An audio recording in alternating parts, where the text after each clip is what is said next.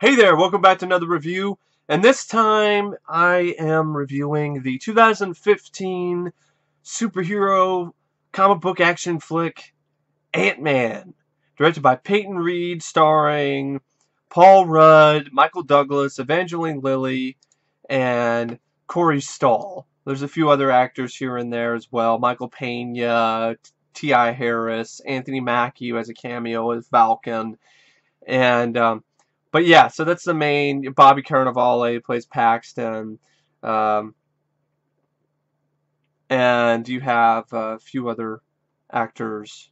Judy Greer, who plays Lang's wife, who was also in Jurassic World, I believe. Yeah, she was in Jurassic World, and it's a total contrast. In Jurassic World, Judy Greer felt like, I don't know, she's kind of obnoxious and not really, didn't feel real to me. Here, she felt like a real character and like a real person, and that was a nice departure to what her performance, her character was in Jurassic World. But anyway, I really love this movie. I thought this was one of the best Marvel films I've seen to date. I enjoyed it just about as much as I did Age of Ultron. I think Age of Ultron was better in terms of some better action set pieces. It had a better score, but I think this film had equally good pacing, equally good characters, and I would say Age of Ultron also had a little bit better humor, but it also had some hit and miss jokes as well. But that's one problem. That's one thing I have. That's one of the few problems I have with this film is I thought some of the jokes were just kind of lame and weren't really that funny. Mainly the supporting cast that Paul Rudd had, his team of robbers, so to speak. I liked the actor Michael Pena as Lewis. He's got a mean hook. He's got a mean punch, man. But I didn't really care for T.I. and the Russian guy that much. But other than that, I mean, I really liked this film. I thought it was a really big surprise to me because I was leery of this. I'm not a fan of Ant-Man, never have been. I thought, well, why is he getting his own film and not before Black Panther or Doctor Strange or even Iron Fist? And so I was kind of like, eh. But anyway, from the beginning, and then Edgar Wright quits this film that he's been working on for a long time, and I was like, oh, that's not good. The guy quits because of studio differences with the studio. That the studio doesn't like his vision. Da da da da. Da. They hire a new director, replaced Edgar Wright, a director I really like, with Peyton Reed, the guy who directed Bring It On, the cheerleading movie, and I'm like, so I was like very, very leery and not so optimistic on this film. I was thinking was going to be Marvel's first misfire, and I was very pleasantly surprised. I enjoyed this more than a lot of other Marvel films. I enjoyed this more than Iron Man 2. I thought Iron Man 2 had way too slow of a pace. This had more action. This had better pacing, and it wasn't as dialogue heavy as Iron Man 2 was. I definitely like this more than Iron Man 3 because I also thought it had better action, better pacing, and it wasn't. It actually had an Ant-Man in it. Iron Man 3 barely has Iron Man in the movie, but in Ant-Man is in the film, and he's doing a lot of stuff. I also thought the villain in this was better than the villain in Iron Man 3, and I even liked him more than Whiplash played by Mickey Rourke because there was more for him to do. He did more. Yellow Jacket Corey Stoll did more than Whiplash did in Iron Man 2. I mean, in Iron Man 2, he's beaten way too easily. And then I also liked this a lot more than Thor 2, Thor to Dark World. Thor to Dark World was mediocre, forgettable, had some decent action pieces, but there's nothing really much nothing to write home about it, really. Honestly, kind of disappointing considering I like the first Thor so much. And so, and I would also say I might even put this above the first Thor because I like Thor, but I just felt this had better pacing than the first Thor did, and just a little bit more action and so forth. I'm going to be honest here, and I know people are going to be, what? Oh, what? I liked Ant-Man more than the first Avengers, and I'm saying it. I definitely did. I would be lying if I said I didn't. I thought it was a more exciting, fun movie. The first Avengers, for me, the second time around, was a little bit disappointing because everything leading up to the Battle of NY, with the Chitauri invading, is just not really that memorable in comparison to all the other Marvel films.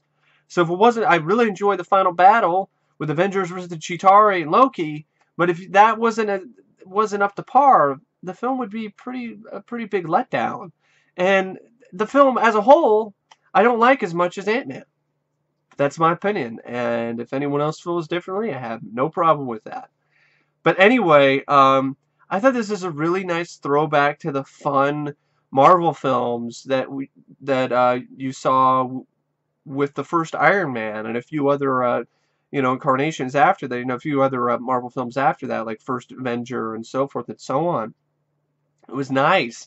This wasn't a really gritty, dark movie. This is a fun, entertaining comic book film. And it had some really great effects, I thought. Really special, standout, astonishing visual effects. The sequences, the miniaturization sequences, the shrinking scenes were all exciting and were all fun to watch. And the action, the bits that were there were satisfying and was adequately thrilling. The performances were really good. Paul Rudd I was kind of iffy on because I'm not the biggest fan of Paul Rudd, really, but he did a great job. I really like Paul Rudd in this. I thought he was really good as Scott Lang, and he was a character you felt for and you rooted for him. He was a former con who's trying to turn things straight, having a hard time. Can't even keep a job at Baskin Robbins, and Baskin Robbins always knows. And Baskin Robbins always finds out. And then and I liked the whole thing with his daughter. It was a simple plot. I didn't have a problem with that. I know some people thought it was schmaltzy or this or cliched. Yeah, it might be cliched, but it is something that adds a bit of more realism to this film because, a lot of people can relate to that. Fathers can relate to that. Even people who aren't fathers can relate to that, to what Scott's going through and why he's doing what he's doing, and he's trying to redeem himself for his daughter so he can see his daughter and not stay in prison for the rest of his life. So I didn't mind that. It was simple, but it was nice. It was nice to see. This wasn't a really super complex film, and I like that. I know some people critics criticize the film because, the action set pieces are rather quaint and small in comparison to the Avengers films. Of course they are. You can't compare those two. You can't compare Ant-Man with Avengers and Avengers Age of Ultron. They're two completely different types of films. Ant-Man is a standalone film based around the character Ant-Man and an adventure featuring Ant-Man. There's no way it's going to have nearly as much action as the Avengers or the size and scope of an Avengers film. I mean, that's too much to ask for. That's having way too much expectations for an Ant-Man film. And it wouldn't work anyway. It wouldn't make any sense for an Ant-Man movie to have action that rivals the Avengers movies. That would be kind of out of left field in the first place. But the action that is here is not small. It doesn't shrink away from thrills, from excitement, from some really cool stuff. And I really loved how it infused a sense of humor with the action and with the sequences. In a lot of ways, it's a heist film. At its core, Ant-Man is a heist movie, and it's one of the best heist films I've seen in a while. It's consistently entertaining, it's consistently thrilling, it's fun, it's got good performances by the cast, not just Paul Rudd, but everyone else. Michael Douglas was awesome in this. I really love Michael Douglas in this film. I thought this is one of his best performances in a long time. It was very nuanced. I hope it starts a comeback for him because it was a really great performance by Michael Douglas. I think it was honestly, I think it was one of, if not the best supporting role performance I've seen in a Marvel film. It was that good. I also like Evangeline Lilly as Hope Dyke, who is, not Hope Van Dyke. I think it's Hope Van Dyke. It is Hope Van Dyne, not Dyke. Not Dick Van Dyke. She's Hope Van Dyke. She's I said it again. God damn it. Hope Van Dyne. God damn it. Fuck. Hope Van Dyne, who is the daughter of Janet, her mother Janet, who was the original Wasp. And the film even shows what happens to the original Wasp in a flashback. Is pretty tragic. And you find out Michael Douglas is the original Ant-Man, Hank Pym. That's who he is. And he even gets a really badass opening. I mean, the opening of the film is this boardroom meeting, and Michael Douglas just fucking slams this guy's head into the table and breaks his nose. I was like, whoa, that's a definitely a ballsy way to open your Marvel film, open Ant-Man of all things. It's just like, here you go. Michael Douglas is a badass. You do not want to fuck with Michael Douglas or he will break your nose. So it's like, that's cool. All right, I'm all for that. And then, of course, then it flashes forward, introduces you to Scott Lang, Paul Rudd's character. And so yeah, I like the supporting cast. Corey Stoll, I thought his performance is kind of, at points it was good, other points it was all right. It was uneven as the villain, as Cross, but I still liked it because I loved the intensity his character had. I loved the intensity that his villainous performance had. I like the scene where he comes in and tries to take Scott Lang's daughter, and she's asked for her daddy, and he's like, I want your daddy too. You know, and there was something about this villain that he definitely was intimidating, and he definitely was unhinged, and I did like seeing that. And I bought it. Ronan felt a little bit, I'm trying too hard to be a badass. Corey Stoll here, it felt like he was genuinely creepy and an intimidating individual. Especially when he put on that yellow jacket suit, which I love the design, and I got to give huge props to Double Negative, who created that suit entirely out of CGI. Because Corey Stoll acted in a motion capture suit whenever there's scenes with the yellow jacket, and the suit itself, and I'm sorry, I keep fucking every other word up for some reason. I apologize. The suit itself is entirely CGI, which I thought was really impressive.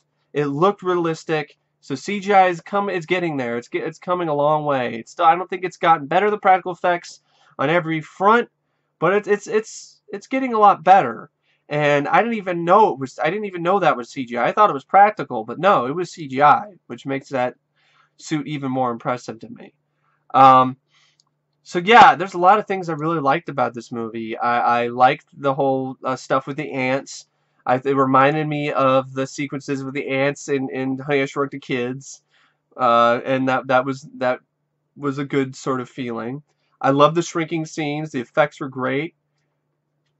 The direction and the editing really did a great job immersing you into the experience of being shrunk down to a small size, and it was breathtaking at points. It really was. I was really thrilled and enthralled, and at points my jaw dropped because it was so small but so big in scope. It was really impressive, I thought. And I thought it was a nice throwback to an old-fashioned type of film where it's just, hey, we're not trying to be really deep. We're not trying to do that. We're just trying to entertain you.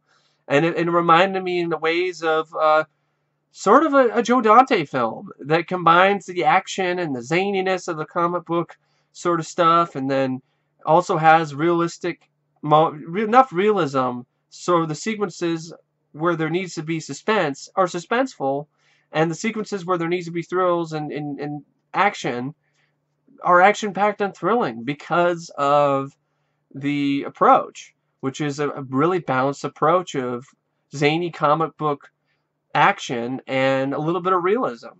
And I definitely did remind me of Joe Dante.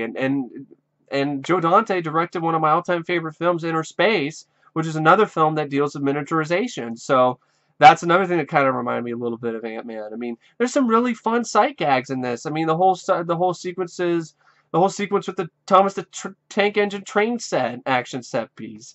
It's so small. It's Thomas the Tank Engine. Something so harmless, and it's like the stakes are so high, and while you're zoomed in when the action, but when you zoom out, it's nowhere near as, quite a disconnect, and it's actually pretty funny because it's supposed to be really explosive and dangerous for Ant-Man and Yellow Jacket, but it's just little toy trains flying around. So I like that.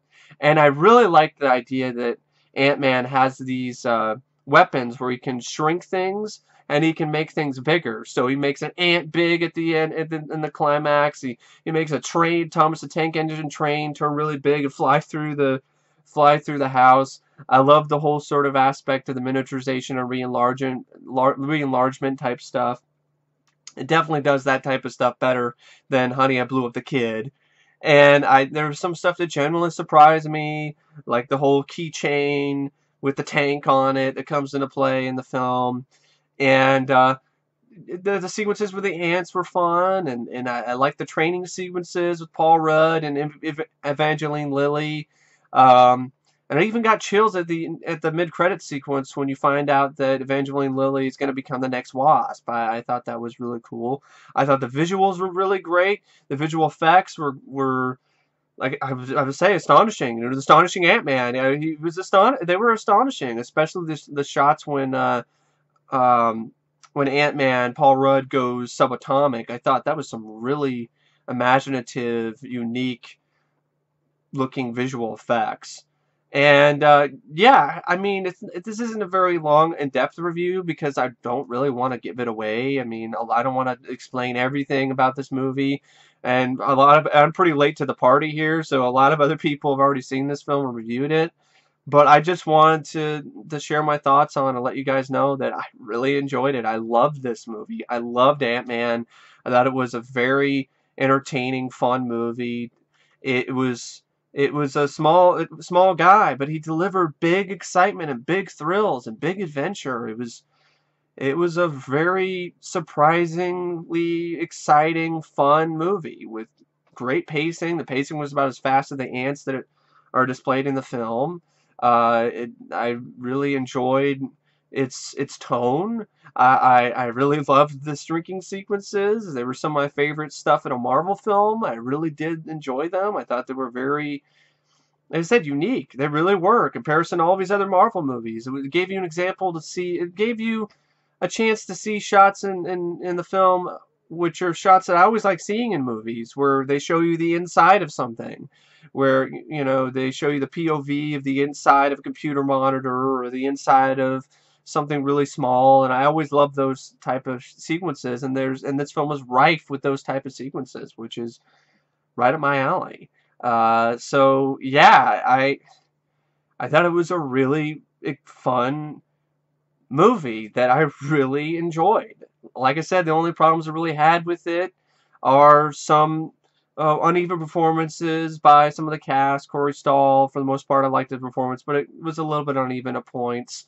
The supporting cast, like T.I. and the Russian guy, but their performances weren't bad. It's just their jokes weren't very good. I mean, back it up, back it up, back it up, back it up. I get it, back it up, back it up. I get it. The whole Titanic reference. It's just, yeah, and I guess the Russian guy would have to say his performance was really not that great. But T.I. was surprisingly not that bad. But anyway, yeah, it's not in comparison to other Marvel films, it's not going to be, oh, just absolutely explosion after explosion and so forth and so on. But it's still epic regardless. It's still an epic film. It still has an epic size and scope and feel to it, even though it's a smaller sized package, so to speak.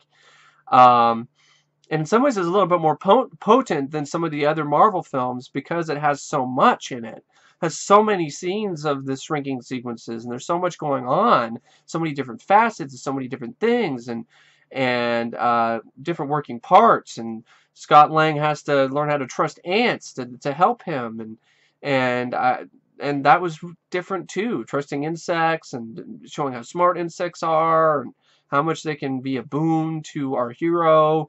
And a fun scene where Ant-Man's fighting Falcon, an Avenger, so he had a little bit of that too. That was a welcome surprise. Wasn't expecting Anthony Mackie to be in the film at all. And a good sense of humor. I mean, it didn't always work, but I appreciated the fact that they didn't take Ant-Man too seriously. I appreciated that. I really liked the sequence where Yellow Jacket and Ant-Man are in the suitcase falling out of the helicopter, and Yellow Jacket's like, "I'm gonna disintegrate you," and then Siri on the phone says, "Playing Disintegrate by The Cure," and then you start hearing Disintegrate by The Cure, and they're fighting. I thought that was really clever. So there were some really clever bits of sight gags and a lot of clever stuff in this film. I like the design of the Ant-Man suit. I like the design of Yellow Jacket. I thought he was the best villain in a Marvel film, at least the most intimidating villain in a Marvel film I've seen since Ultron. Yeah, I really thoroughly enjoyed Ant-Man. I thought it was an astonishing, amazing, really good Marvel movie. I thought it was really great. I really enjoyed it. So I really don't know what to say about Ant-Man, except it says rated at 5 stars, give 4.5. It just gets a step down from 5 just because a little bit of some weak performances, some jokes that here and there that didn't really make me laugh or kind of groaners. But other than that, I give it a thumbs up.